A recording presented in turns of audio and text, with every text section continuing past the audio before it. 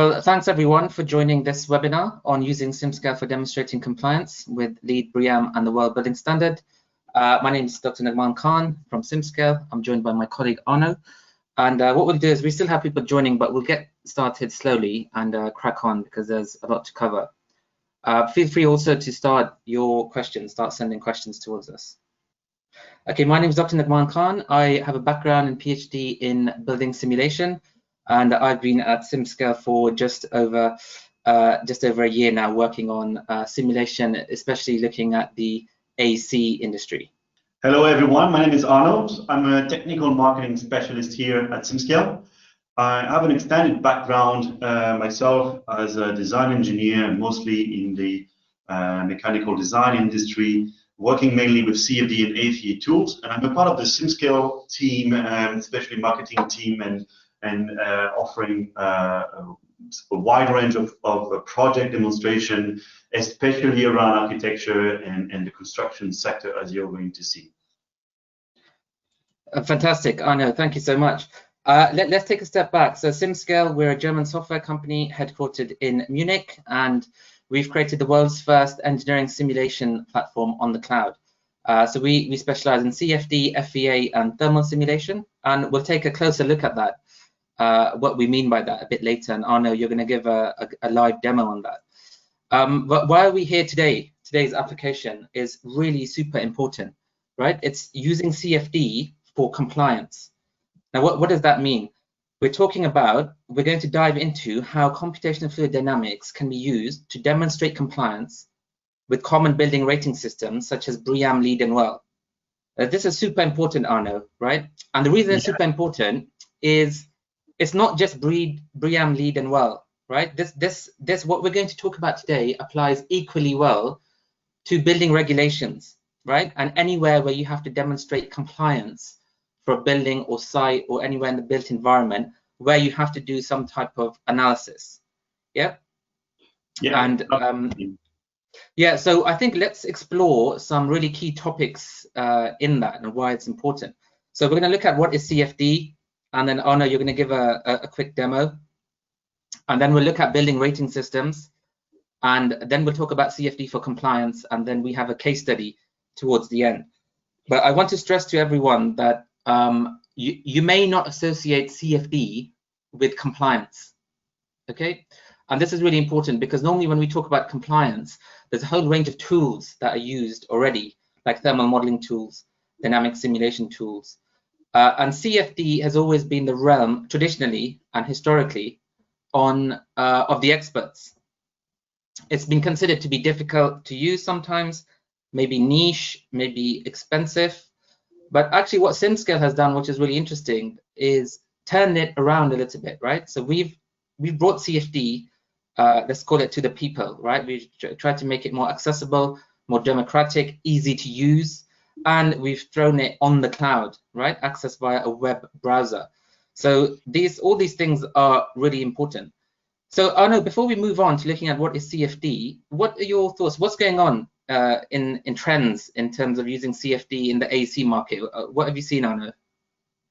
So yeah, it's a good question actually. What we're seeing here, and especially it's in line with what SimScale is trying to achieve, is really bringing a topic or a specific type of calculation that in the past or traditionally was kind of reserved for the expert in simulation, and we're trying to bring that to a more accessible in a more accessible way, and enable an architect, enable HVAC engineer to use these kind of tools themselves without relying on an expertise from a different department, in order to validate their design and in order to obtain credits in these compliance schemes.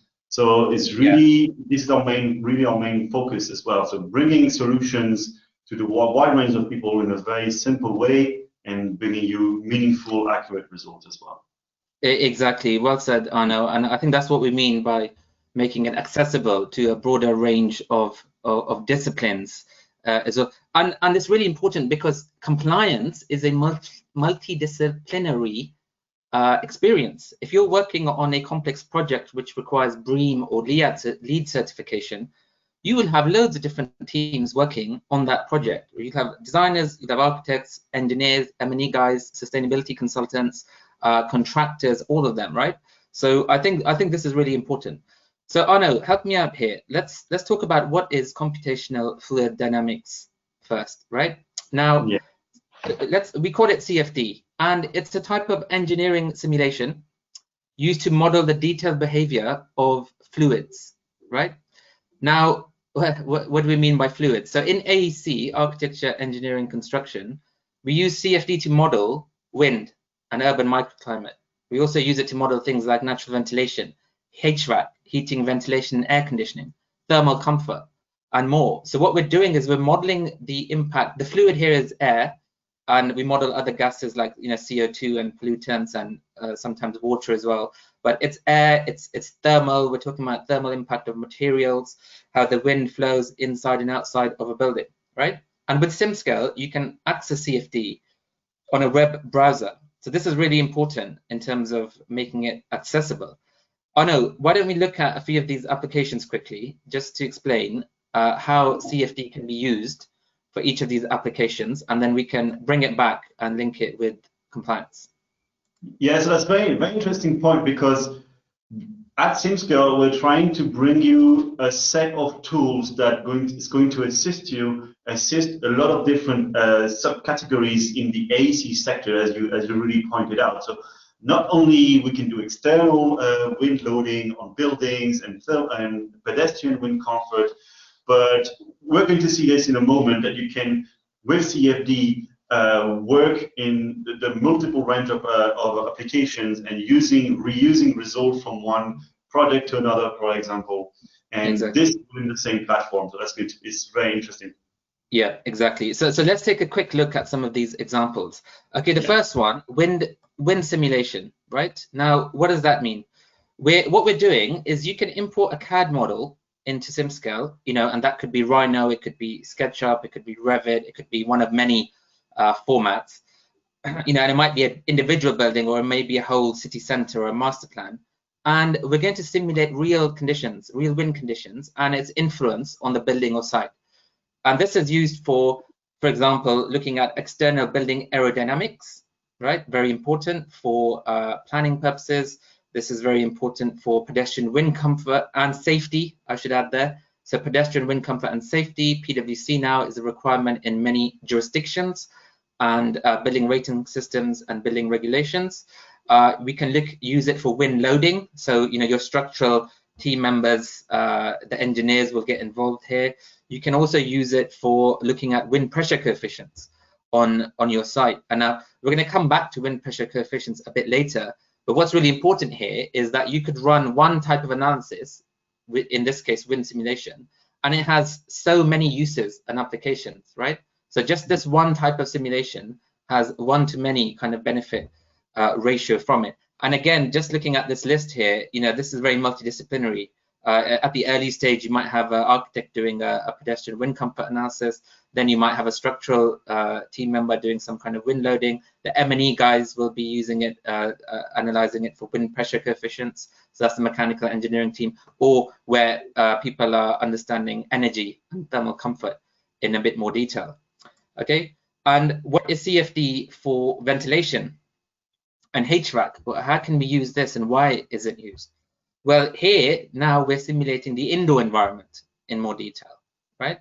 And we're understanding the flow of air in and around a space. We can also look at different airflow diffuser types. So if you have ventilation equipment, which most buildings do, different types of diffusers, grills, ducts, intakes, exhausts, and actually, Arno, the case study you're doing later really goes into this detail. That's a great application of how you can use this. So Arno, we'll be looking at that a bit later on, yeah? Absolutely, yes. The diffusers, they play a major role in how the airs get distributed around the space. So that's a really, really interesting application of CFD, yes. Yeah, and also you can model different types of equipment. So, underfloor heating, chill beams, what impact will that have on the airflow? Because the air in the room, the space, has a huge impact on the overall thermal comfort, the ventilation, obviously the fresh air, rate. So it's a huge part of building compliance, because all of these building rating systems and building regulations, those parameters, like fresh air, ventilation, air quality, thermal comfort, these are regulated, right? So you have to comply with certain regulations.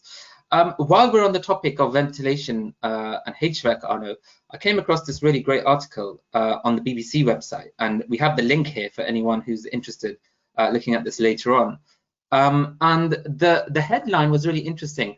The headline was 5 ways to protect yourself from COVID.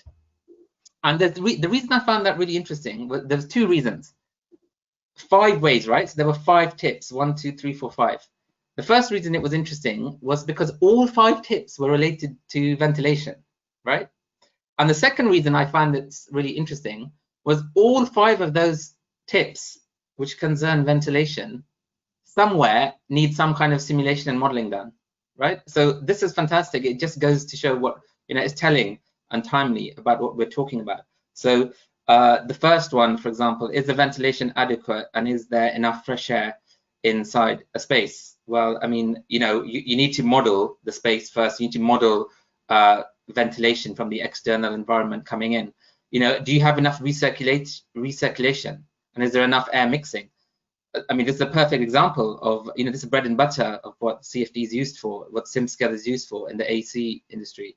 What's the fresh air ratio? How much fresh air is coming into the space? What is the impact of air filters and different HVAC equipment? And really importantly, drafts and the impact on thermal comfort. So I thought this was so interesting that there's an article on the BBC saying 5 tips to protect yourself from COVID, and all are related somehow to ventilation and simulation. So, no, timely piece, I guess, in the news. Yes, exactly. Yes, especially we're going to talk in a minute about draft and thermal comfort. I think before this webinar, we're talking with Nachman about implementing. So with SimScale, we can also, as I said before, understand the impact of the different pressure around the building and how it impacts the natural ventilation of a building. And this is a really big topic, right? I mean, I think you have a lot of experience in that field as well. Let's look at that. Okay, the last bit I want to touch on is what is CFD for thermal comfort. Okay, so here now in thermal comfort, we're interested in the comfort of the occupants, right, in the space, in the buildings. And a lot of this is to do with temperature distribution within a space. This could be internal or external comfort, and other aspects of thermal comfort. So it could be air velocity in the room, air quality in the room. So things like CO2, mean age of air, and we can use these variables to derive thermal comfort outputs like PPD and PMV, and other variables, like average temperatures. So here's some great applications of how CFD is used. What is CFD and how CFD is used in the architecture, engineering, and construction. So we've looked at wind simulations for external aerodynamics, pedestrian wind comfort, wind loading, wind pressure coefficients. We've looked at natural ventilation, and we've seen thermal comfort, air quality. So again, really, and all of these are connected directly to what we're going to be talking about in terms of the building rating systems. But before I go any further, I just wanted to very quickly hand over to Arno, because we're talking a lot about SimScale on the cloud, access via a web browser. What does that mean really? So I'd like to show you a typical HVAC design simulation workflow within SimScale. As you see, we are on the browser here. So the goal here is to use CFD simulation in the cloud to find out the air quantity and temperature that is to be supplied to this lovely shopping center hall that you see here, so that the visitors and the workers can feel thermally comfortable under summer conditions, where the outdoor temperature is around 35 degrees Celsius. So for this, as Nagman previously mentioned, we're going to use a value that is called predicting mean vote, and this is an indicator we use in CFD to quantify the level of comfort of occupants. Such comfort value takes into account airspeed, temperature, but also clothing, and how much, what is the activity of the occupants. So we can compute all these within SimScale. So as I said, what you're seeing here is a shopping center. It's a lovely view from the inside. With the entrances, you see that I can highlight the entrances of the shops. I have also the upper gallery, handrails. I have modeled and imported onto SimScale as a 3D model all the relevant details. And as we mentioned before, there's also diffusers as nozzles. You see, you have a nozzle projecting air around the space, and diffusers as well. I'm going to zoom out a bit and see outside. What do you think of this model, actually, Nachman? Is it something that you think is relevant? And you think, what do you think of it? Yeah, absolutely. I mean, retail is a big sub-industry in its own right, and various building rating systems like LEED, BREEAM, they have specific guidance on retail and specific standards for retail as well. But I think the key thing here, Arno, is the fact that we can see you're on a web browser, right? Yeah. And it's just a username and login to access a powerful tool like SimScale.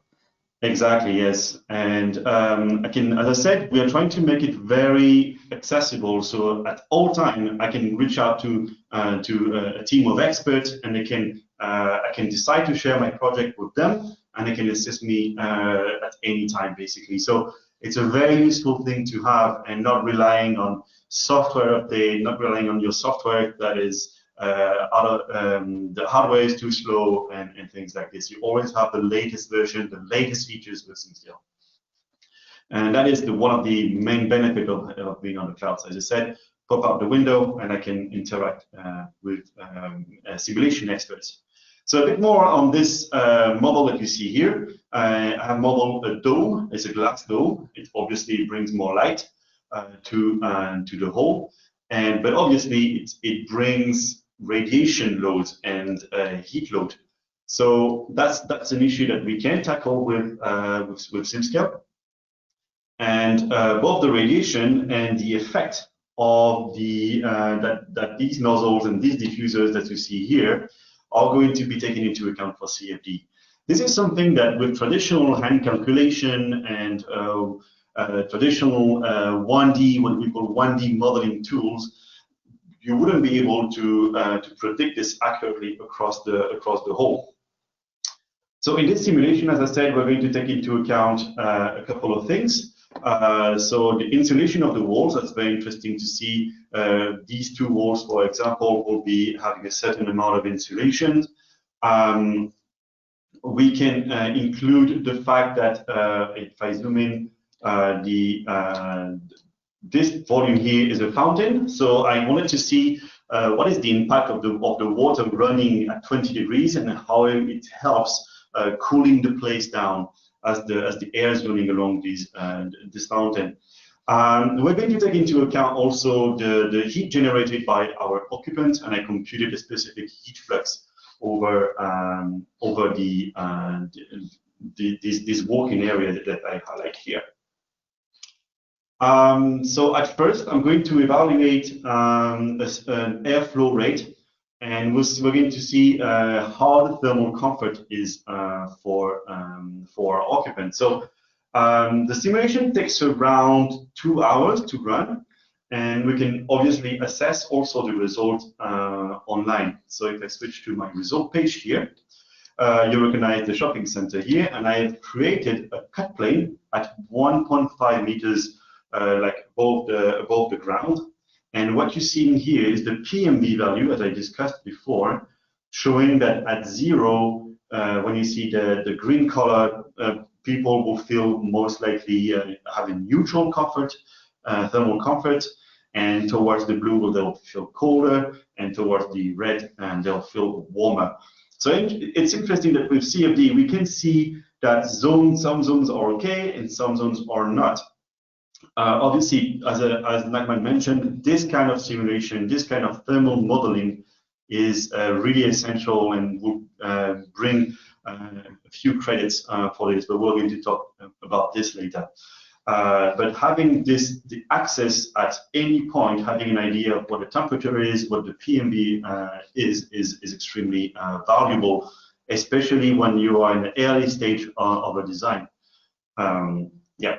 What you can do also is interrogate results. So I can have a look here at the distribution of the flow around the fountain. I was interested in this earlier. You see the flow, the airflow going in and out, so outside of the nozzle. And if I zoom in, I can see the air being brought down by the stream. And the air flows downwards. You have colder spots in the ground floor, but as we go up, it gets obviously warmer. A few more interesting insight of this simulation is, again, predicting the air distribution of the nozzle. You see under different cut planes. I really like this shot because we can really verify that we have spaced out our diffusers the right way. And we see that there's a nice surface effect, so the flow follows the ceiling and creates this kind of pattern. So really accurately predicting these patterns and see how they impact the comfort and how they impact the overall solution. A few more shots here, but the idea is really having a simple process and being able to visualize your results directly from your web browser and interrogate the results. Also have an idea of what the overall temperature is, etc. Fantastic. So thanks for that live demo, Arno. I think the key takeaway, like I said, was that it's accessible, it's on the cloud, it's accessed via a web browser, and it's super easy to use. So let's see how it can be applied to some building rating systems.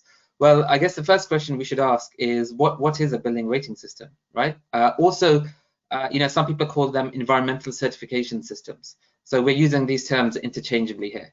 So a building rating system, really, it's a type of certification system for applying best practice design, construction, and operational methodologies to buildings and developments, right? And they go beyond national and local building regulations and guidelines. So they're more concerned with performance, right? They're not so they go beyond the national regulations, and they're meant to. That's the whole point. So they're voluntary, and they're supposed to really help push the boundaries of building design and performance. And a lot of them have different categories, and they use a credit or points type system. And there's lots of different ones in the world now. Common ones are BREEAM, LEED, World Building Standard, but there's loads of others. You may have heard of things like Green Mark, Green Star, Estadama, Pearl, and I'm sure there's more on there as well, which I've not mentioned in my list. So what do they have in common? Well, they are all independently reviewed and certified. So these are standards that have been built up over decades, really, of hard work and research into building science and building performance.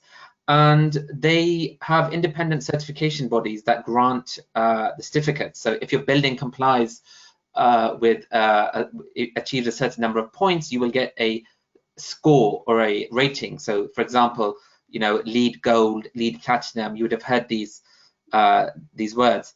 And they're managed in terms of professional skills.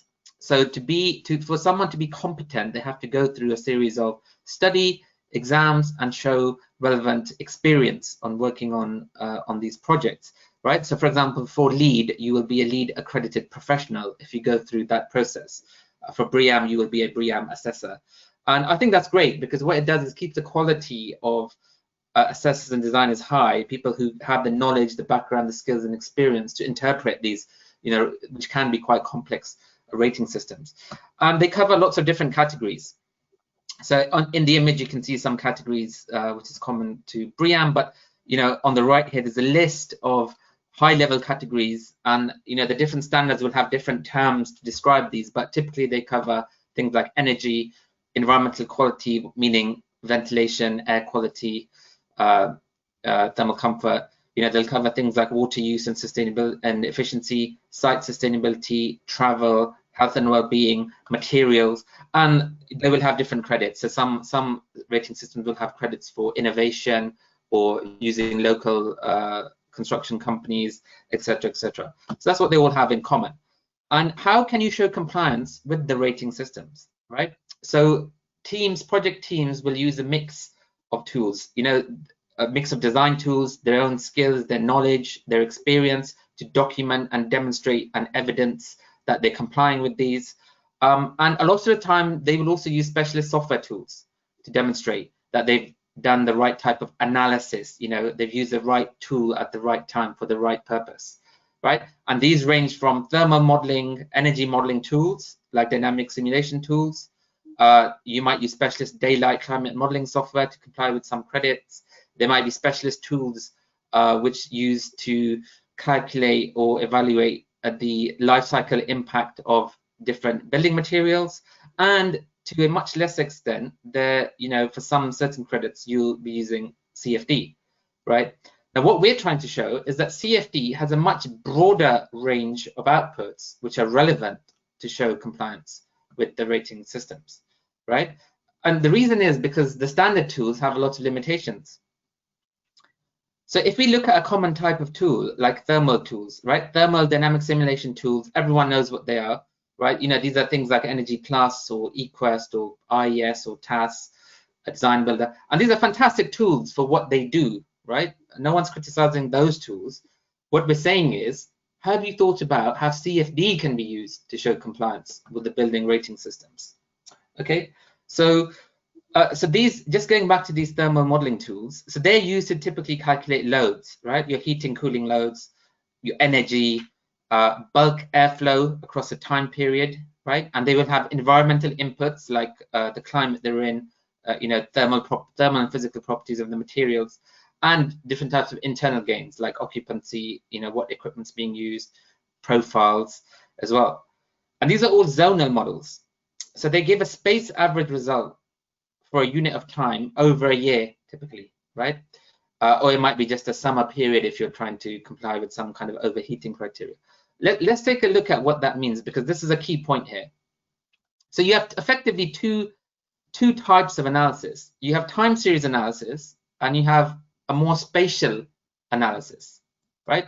Which one are you really interested in? Do you want a time series analysis or a spatial analysis, right? And let's consider a few simple parameters: temperature, airflow rates, like fresh air, CO2, let's say air quality. Okay, what are we really saying here? Now, if you look at the example on the left, imagine this is a room in your building, and what you're doing is there's two types of studies you're going to do. You're going to use a thermal modeling tool to evaluate the temperature in that space over a year based on the building, the climate, etc. Okay, and you'll get a result like the top image. You'll get a graphical result of the data, which shows that in the middle of the room there's a point, and at that point we measure temperature. So at one point in the room, and then we measure that for, let's say, every month, every hour of the year. Okay, and you will get data like this. But this data is really useful. It's telling you how that space or that building responds with time, how the temperature in that space responds with time given certain external inputs, right? So this is time average data, time series data average, one data point per zone. CFD will give you a different type of result. CFD is going to give you a spatial analysis. It's a very important distinction, right? So what we mean here is that the CFD result here, we're going to get a spatial distribution of temperature now. So in the space, so let's call it subzonal, we can see the distribution of temperature or fresh air or CO2. And this is really useful, right? So and this is underrated as well. So the difference here, almost done, Arnold. So the difference here is really important. Imagine if you have a large space or any space like a classroom or an office. You want to be able to see the distribution. Let's say this is a facade with windows. That, well, the performance of that space close to the windows is going to be very different to afterwards. Imagine if this was CO2. What this would be showing is you have high spots of CO2 and you have very low spots of CO2. Or imagine if this was fresh air or ventilation or air mixing. It's saying that you have areas of the space which are very well ventilated, but there's other areas of the space which are very poorly ventilated. And that will have a direct impact on not just the building performance, but the performance of the occupants. Now, this spatial data will not be picked up by the time series data and the thermal modeling tools, because they're not designed to do that. It's not that they can't do it. They're not meant to do it. They're not designed to do it. So what we're saying here is actually CFD is a fantastic tool to complement the different types of analysis you're doing, right? And this is just one example. This is internal simulation. There's lots of examples we can look at where you can get outputs like this from CFD, which are absolutely critical and super useful for demonstrating compliance and performance. Arno, were you going to say something? Yes, I think this is where. Do you think it's? I think a lot of our users are also using both tools, right? It's really kind of complement each other. This is what also what you're saying, right? It's really interesting to have both aspects in order to get absolutely. Yeah. Let's look at another example. I'd also like to remind attendees, please start submitting your questions, and we'll start answering them as well. And most of the questions we'll get through before the end. So we're looking forward to some really interesting questions here. So Anna, let's crack on. So, okay, so we've taken a look at that. Now, what types of credits can benefit from CFD? Okay, so I mean, there's lots of different types. Okay, anything to do with environmental quality, ventilation, natural ventilation, thermal comfort, site analysis, or where you can use CFD to complement and improve the accuracy of thermal modeling tools. It's absolutely critical that you appreciate where CFD is useful. At least you should know where it's useful and the limitations of the existing analysis and tools you're doing. So let's quickly crack on and look at a few of these. I want to take a look at one example, Arno, which is LEED, right? Because LEED, BREEAM, well, they're all similar in terms of categories and credits. And this applies equally to other standards, but I wanted to give one case specifically of LEED. So I'm going to run through these kind of four or five different types of credits in LEED where we think having a closer look at CFD would be extremely useful. So one of the credits is in LEED is something called integrated process, or IP, right? And the purpose of this is to demonstrate integrated design at a very early stage, like the earliest stage possible. You start having a model of your building, right? And this is very simple. It's a concept massing stage, right? And the purpose is to show early stage design has been incorporated into your project. What impact did this have on the final design, and who was involved? Well, let's take a look at that. This is perfect for SimScale, because in SimScale it's super easy, like this, like you can see in the image, to get a box or a massing, right? And just upload some climate data and hit simulate. And we can train anyone on how to do this type of external analysis in about 15-20 minutes time. It's very easy. You can run a pedestrian wind comfort and safety analysis, which is fast and accurate, and you can simulate multiple shapes and massings very quickly. You could be getting results in minutes for very early stage design. So in a typical day, you could sit around with your design teams and get through 20, 30 scenarios of your very early stage model, right? And again, it's very easy to import your CAD model in Rhino, SketchUp, Revit, any other thing, and you won't need to spend time on cleaning up your CAD geometry as well. So this is a really good example. Okay, another really good example is sustainable sites.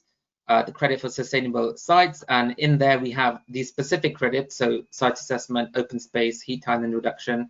And now we're looking at the whole site as opposed to just a building, right? And the purpose of this is to develop a deep understanding of your site's challenges and opportunities, right? So looking at atmosphere and climate, are there any strong prevailing winds on the site? Are these desired for cooling and ventilation, or will they add to building loads? This is a fantastic question, and I don't see how, without CFD, you could possibly answer this, in my expert opinion, because there's so much going on here. So just going back to our example earlier about wind simulation, well, this is fantastic. So upload your model, this size, like a city center master plan. Very easy to upload, add some climate data, run, 8 or 16 wind directions in parallel, to represent your climate, and you can start analyzing the pedestrian wind comfort and safety. So you can start getting these kinds of plots. So this is a typical Lawson criteria. We have lots of other criteria in SimScale. You can see the red band here is classed as unsafe. So you can see these red patches here. These actually at the early stage need to be designed out, right, or suitably mitigated. And again, you can run multiple variations and scenarios of this in SimScale very fast, very quickly, and you can, because you're simulating this is a transient analysis, you can get some fantastic outputs which really help to understand what's going on. Remember, it's to try and understand, have a deep understanding of your site, right? So with wind simulation, you can perform prediction of wind comfort and safety, vegetation, look at vegetation and green roofs. You can see the impact of trees on in and around your site and what impact that will have on pedestrian wind comfort and safety. Look at your streetscape. What's the impact of the wind on energy, comfort, and ventilation, right? By evaluating your wind pressure coefficient values. I'll talk about that in more detail next.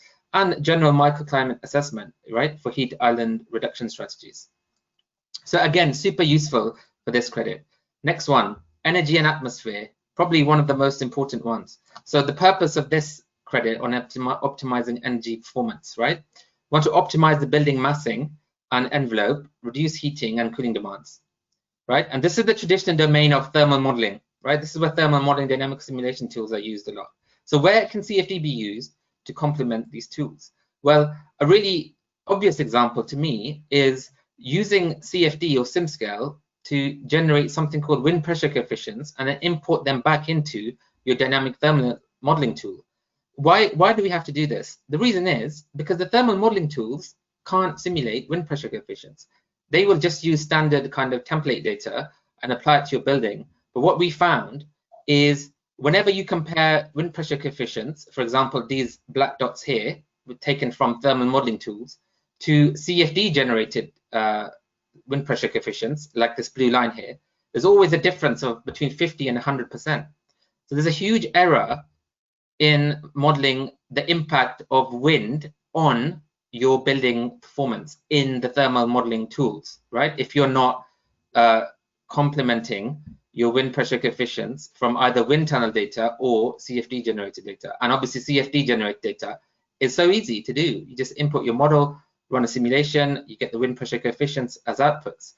And the reason this is important is it will have a very large impact on your building's ventilation, on the heating cooling loads, and infiltration, right? Which again affects heating cooling loads, and on overall thermal comfort. And that's exactly what this optimized energy performance credit is talking about. So this is a really great example. I don't think many people are aware that this actually exists. We actually have a previous webinar where we've looked at this in more detail, and we can send the link around to the follow-up email to this, so you can have a look at that. Indoor environmental quality is another great example of a LEED credit where CFD and SimScale can be applied very, very quickly and very accurately. So there's 3 credits in there. So minimum IAQ performance, indoor air quality, enhanced IAQ strategies, and thermal comfort credits. Okay, there's others as well. These 3 are the relevant ones. And here you're designing for natural ventilation, you're looking at airflow paths and thermal comfort. And these are complex things to model properly, right? You need a CFD tool to be able to really do these properly. So only CFD can be used to evaluate these complex building facade pressures and buoyancy, which will impact, all of these credits. And using CFD, you can look at the behavior in and around the building, right? So how is the airspeed at the occupant level modeled? Because this is actually an input into your thermal comfort parameters, right? But only CFD can be used to do that. The thermal modeling tools can't do that because they're not CFD tools. Are you simulating natural ventilation properly, which is impacted by wind pressure coefficient values or CP values, right? How does the airflow vary through different diffuser types? So here is an example of these images where we've taken different types of diffusers and what impact that has on the air mixing and air ventilation in a room. And again, these are generated in SimScale. Even a simple question like how does opening a window change the airflow path? I mean, there's no way of doing this without using a CFD tool. Let's crack on quickly. I'm conscious of time, and we can get to your case study, Arnold. Yeah, because people need to see that. So this is, these were LEED specific examples, but in BREEAM, WELL, and other standards, you have the same types of credits and the same categories, right? So in both of these, you have important categories like in energy, right? So reduction of energy use and carbon emissions. So everything we've just talked about is relevant. Health and well-being, a lot of that's about thermal comfort and indoor air quality.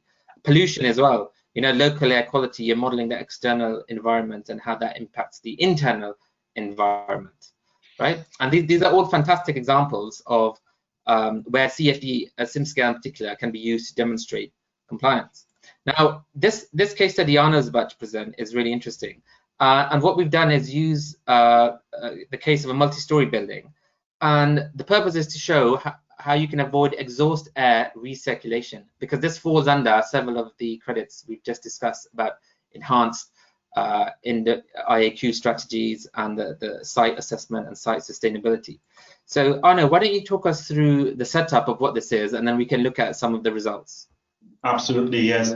I mean, this is one of my favorite projects, because I think it really represents the kind of problematic that our users are solving with SimScale. And of course, I think the building looks really cool, and solving this kind of problem in SimScale is a very straightforward process. So it starts with importing the CAD model. So you can use it, as Nagman mentioned, with a neutral type of CAD format, or using Revit models, using Rhino models, SketchUp, and so on. And what we're trying to do is trying to evaluate how much of the exhaust air comes back to the balcony or comes back to the air intakes of the building, because obviously this building has some air handling unit to cool down or to heat the individual apartment, and it rejects some used air to on top of the building. So we're trying to assess how much of this exhaust air comes back to the balconies, or if you have an open window, for example, and we can accurately monitor this. We can quantify this amount of air. You're going to see that in a moment. Obviously, we can take into account the climate and condition, and we can assess that with under different environments. What you see here is one set of results where the wind is facing the balcony facade, and so it's interesting to see here that the air exhausted is influenced obviously by the wind condition and the direction of the wind and the magnitude. And you see that it reaches the other building. So it's not only an issue for within the building, but also having a kind of microclimate around it, and assess the impact that this building and its working condition will have around the other building, and how much it's going to impact. For example, if the building next to it also has balcony or has terraces or has some sort of restaurant and things like this, and you can really easily assess that with SimScale. So we'll jump into the other set of results. I think, Arno, the key point here is point 3, because the plume spread is influenced by the climate data, right? So wind speed, direction, turbulence, and the context. And these things, let's call them things. I mean, CFD is the only real way you could evaluate this, right? In the thermal modeling, other types of tools that most people use, they're not designed to simulate any of these. So I don't know how people can actually account for these. But great point. Let's look at some further results. Yes, it's really having an idea of how far this plume is going to reach and under which condition. So the first set of results you're seeing is when I set up a 25 kilometers per hour wind facing the building, and you see, and we can qualify because I have a cut plane showing the concentration in the downstream, and we can evaluate how much of this concentration reaches the other building, or how much can be is actually reintroduced to inside the apartment. I actually have run these two simulations that you see here in parallel, and this is one of the advantages of the cloud, that you can run as many simulations at a time, and this is a huge time saver, obviously. On the other side, you can see that I can also probe the result where when the exhaust is under the other direction of wind at 15 kilometers per hour, and we can quantify. You see that on the upper balcony, there's about 2% in terms of concentration of the original concentration of the exhaust that reaches this balcony. So we can really assess this and how much it really touches the ground, for example, and how it's impacting. It's really, really useful, as Nagman mentioned, for site assessment and getting this kind of credit. Yeah, and don't forget the site assessment credits. The purpose of that is for you to gain a deep understanding of your site, right? The challenges, opportunities, and everything that's going on here. We're seeing how your building is impacting the site, right? So the pollution dispersal, the exhaust airflow, the supply intakes, the ventilation around it, how the trees and vegetation are impacted by all of that. So this is really great for complying with that site assessment credit. Arno, next slide. All right, so yeah, as I said, multi-direction wind transient analysis, so we can have an idea how the flow develops over time, and we can evaluate different conditions. So where the air re-enters the building, or it impacts the other building. So yes, we can apply this to a wide range of application. It's not only exhaust from air handling unit, but it could be pollution from generators and from fumes, and also industrial applications. So obviously, there's a lot of application into that. Absolutely, and the key point here is, look, you really don't want waste air or waste gases which exit your building coming back into your building, right? And this is really important, because that coming into the building, if they come into the building again, well, it's going to cause problems for your occupants, fresh air, ventilation, thermal comfort. We've done examples recently where flues from generators, you want to make sure they're not coming back into a data center, spy intakes, or various other things. Again, CFD only is a tool that can be used to demonstrate these kinds of phenomena and capture this physics, basically. So again, this is super important. Yeah, one quick point. If you go back, for me, it was a very interesting study, because you would expect all the fumes to go towards the downstream, but if we can see, one of the stream goes behind the building, despite the fact that the wind is blowing in the other direction. And this is something super interesting, because you see that the low pressure behind the building kind of sucks one of the extraction that you see here. And this is something that it would be really hard to see with other tools than CFD. So yes. Exactly. And the key point there, the reason is because of first, it's a multi-direction wind analysis, so we're picking up the influence of the exhaust plumes from multiple directions, and secondly, the turbulence and the impact of neighboring buildings.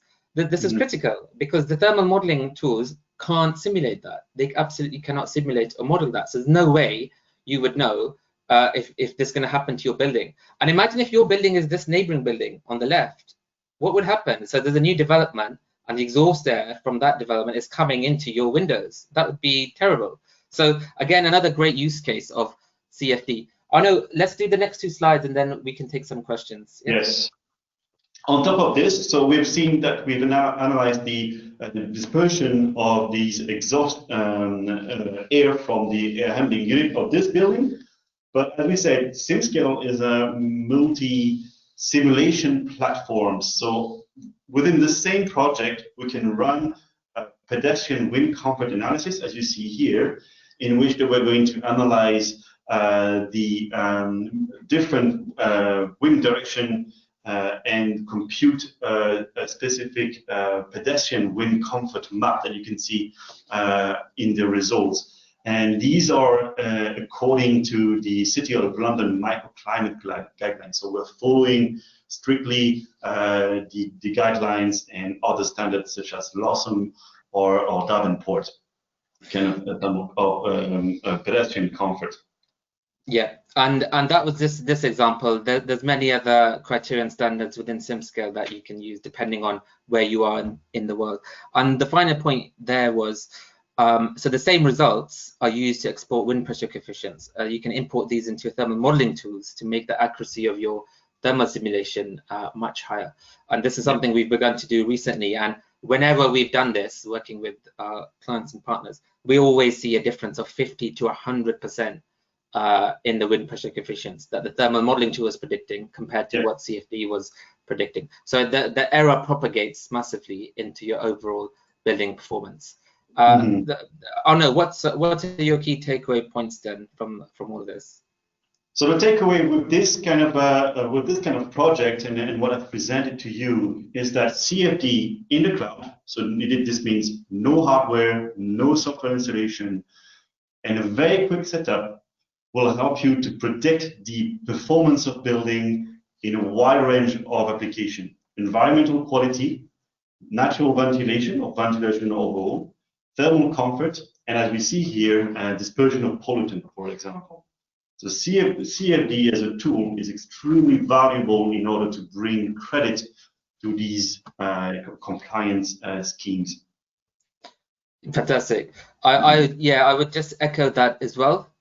So there's many applications in CFD you might not have considered before. If you're working on LEED projects or BREEAM projects or any other building or development project where you need to comply with a building rating system or national regulations or some kind of local guidelines, anything that involves simulation of building physics, please get in touch with us and we can guide you on where we think the use of SimScale, where you could really benefit from.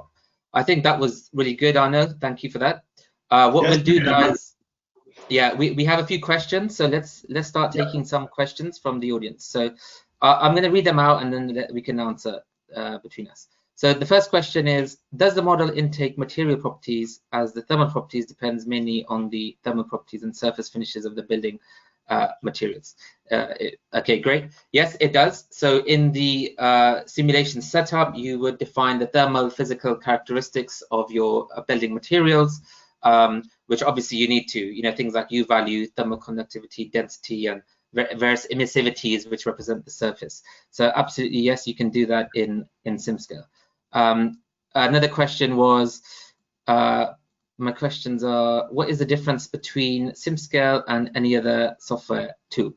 Great question. I think the key advantages of SimScale, from my side, Arno, please give your own answer as well, is that it's easy to use. It's on the cloud, so you don't need any specialist hardware. It's accessed via web browser. And we have a huge user community globally. So you can work with project templates or existing public projects that are available and quickly start your simulation. And one of the key points Arno mentioned earlier was that we have this kind of a live support function. Because it's on the cloud, it's also a collaboration tool, right? And you can collaborate with us, or you can collaborate with colleagues or teammates, your own clients, etc. Arno, anything you want to add on to that? Yes, exactly. So I wanted to ask to add that also, that what you've seen here and a couple of examples and more, if you want to have a look, as Nagman mentioned, there's a huge community online with thousands of public projects that you can access and you can use as template. You can have a look at what has been done before and how the simulations are set up. And we're trying to do everything so that it's accessible and the learning curve is as smooth as possible as well. Yeah, absolutely. Okay, last couple of questions. So one question is on validation about SimScale. Is it validated and are there papers? So absolutely yes. In fact, we have a whole section on our website on validation, and you can see lots of published studies on there and resources to external studies where SimScale has been quite heavily validated against various other CFD tools and experimental setups as well, like wind tunnel testing.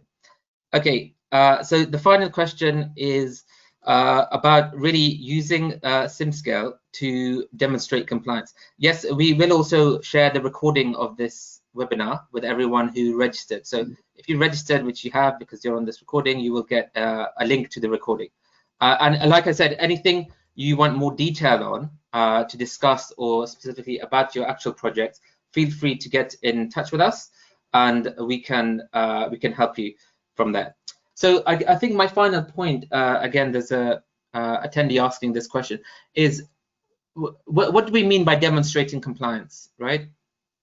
I mean, how is compliance demonstrated that you've worked? So what we're doing with SimScale is it's an engineering simulation tool where you can import your building and simulate various designs and simulate that against, so you can model various designs and simulate that against various climatic conditions and material properties and internal gains of your building, right? How your building would be used, and get the results, which are validated results. We're a physics engine effectively, And you can use that to show what's happening in your building and what's not happening, or what might happen in a particular scenario. So in the case study Arnold showed, you have exhaust air which is coming back into your building. So this means that the credits for indoor air quality and ventilation, you're actually, if someone models this, you're showing that actually your fresh air and ventilation is compromised because exhaust air is coming into your supply side, right? And these kinds of phenomena and concepts are picked up using a tool like CFD as compared to the thermal modeling tools, right? So I think we've still got a few questions coming in. Maybe we'll take one more question, Arno. This is great.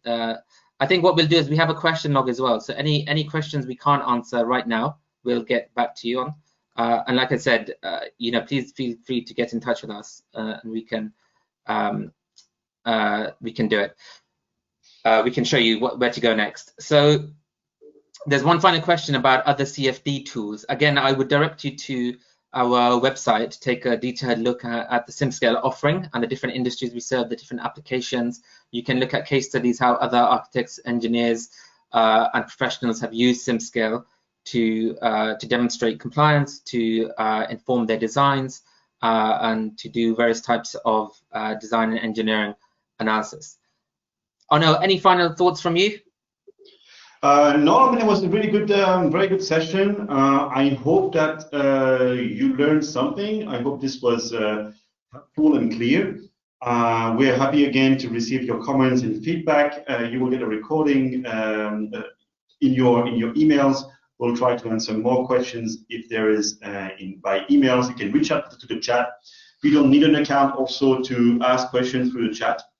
So you can really feel free to log on to simscale.com and ask your questions through this chat. Also, it's very important as well.